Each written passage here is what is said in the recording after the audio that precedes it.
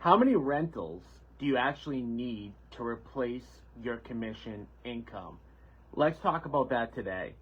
So when we talk about ownership of passive assets, there are a ton of different types of options that you can have. So I don't want to come on here and just say there's one way to necessarily do anything. But I will say I personally had a very much preferred way to do this when I first started, and I'm going to talk a little bit about like how I did it and what I would suggest other people do. So first and foremost, like you can buy, any sort of asset. You can buy any sort of rental property. You can buy vacation rental property. You can buy a single unit condo. You can buy a multifamily. You can try to get into the apartment business. But one rule of thumb that I generally have when buying an asset and trying to figure out like what my monthly cash flow will be, and ultimately like how do we, get away the need from having any commission income in general. The rule of thumb that we use when we look and we buy rentals is that we want our rental properties to have a minimum cash flow of $500 per unit. Okay, so if you own a single family house or a condo or one unit, or whether you buy a 20 unit building, we want to make sure that we have enough margin so that after all of the expenses are paid and the vacancies are factored in, we net $500 per month. Or, do the quick math on that, times that by 12, you get to $6,000 per year, right? So quick math, let's just make this super easy to analyze. If you make $60,000 a year of commission income and you need to replace that, then you got to own 10 rental units. Simple math, right? If you make $120,000 per year, then you need 20 rental units. The next part is pretty important in my opinion. In my opinion, when you are starting out and you're getting your down payment money for one rental, you're trying to get your down payment money for 2 rentals or 3 rentals, you want to try to get as many units as possible that you can all in one shot.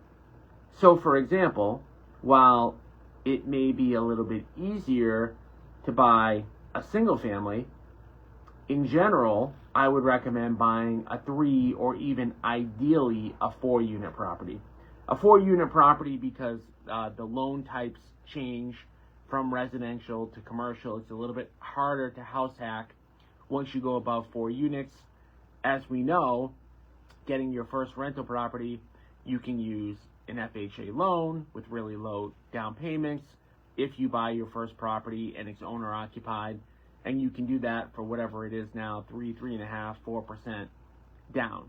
Okay, so at every purchase that you have, in my opinion, you want to try to buy as many units in one particular building as possible. Another reason for this is just the geographic, ease of that, right? Is it easier, simple comment, but is it easier to own 4 single family houses or one building with 4 units in it, right? One building with 4 units in it, you're only having to fix one roof, you're only having to drive to one building to check on it, you're only having to drive to one place to pick up rents. Again, really, really simple. But I say this because, a lot of times people don't know what to buy when they first start buying. Do I buy a single? Do I buy a 2 family? Do I buy a 3 family? Do I buy a 4 family?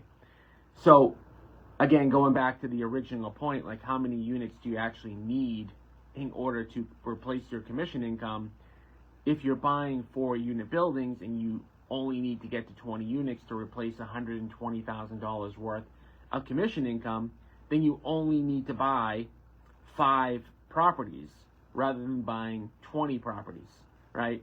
The math works out a lot easier as well because if you're looking and saving up for down payments, or you're doing fix and flip deals with us and getting big chunks of income from doing the fix and flip deals with us, and then you're using that money to put down on your rental properties, it is still far easier to save up money for a single 4-unit building than it is for 4 separate single-family buildings. Now, that doesn't, there's an argument to be made that sometimes, single families are a little bit nicer to own, and there's all different arguments there. But again, getting back to the point of the question is, how do we replace, and how many rental units do we need to own in order to replace our agent income? So again, round numbers, if we're talking $120,000 a year and we're buying 4-unit buildings, that's 5 buildings that we need to own.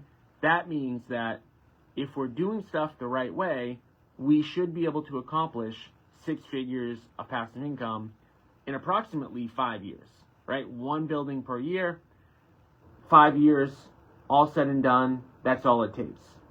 So it's 2026. If you haven't yet started on your agent investor journey, if you don't own any rentals yet and you're getting sick and tired of trying to figure out whether this is going to be a good year for commissions, a bad year, if you're getting stressed out with not knowing when your commissions are going to come in every month, and you want to earn guaranteed monthly passive income, and you want to get on that track, make sure that you come to our next upcoming event at www.agentinvestorevent.com. Again, that's www.agentinvestorevent.com. At the event, we'll show you how to do all this stuff, right? We will show you how to get off the real estate roller coaster so that you are not just an agent anymore. You're an agent investor, right? We're not going to teach you just to become an investor, but we will teach you how to blend the two. And there is so much to be gained by taking the two, totally separate disciplines and merging them together.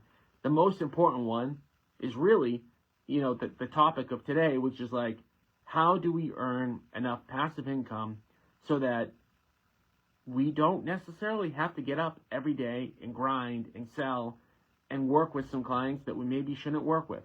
Don't stop selling real estate. Just start selling real estate in a better way. The next upcoming event is going to be at a 2-unit building that we fully renovated. It is limited to the first 30 people who register. So if you haven't registered yet, make sure you register today. Do it right now at www.agentinvestorevent.com. You can check out everything we're going to cover at the link to register at www.agentinvestorevent.com. Hope to see you guys there, and let's get you on the path to earning passive income so that you don't have to grind every single day anymore. See you soon.